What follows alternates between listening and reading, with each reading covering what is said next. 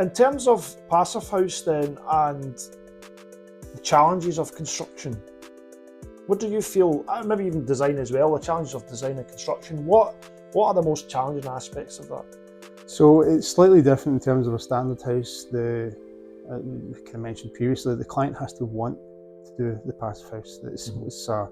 It's voluntary, so they have to come to us and say, this is something I want to do, be it for one reason or another. And they have to be, it's like onboarding, so you're onboarding the client to say, well, if you want to do this, then there's certain things you have to do.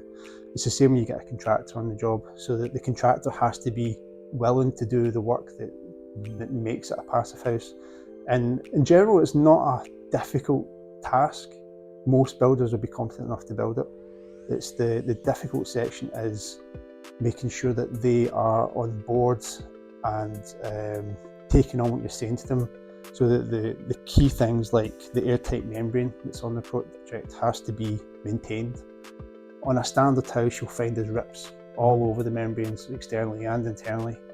That can't happen, because as soon as something's covered up and there's a tear in there, and then you go to do your airtightness testing, the first one, you'll see that there's a leakage somewhere.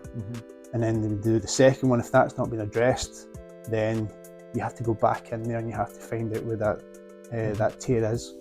So it's basically, if you have the contractor on board, then they know what's required of them, so that they can go around and go to their subcontractor, you can't do that, you need to fix that, or you need to be more careful.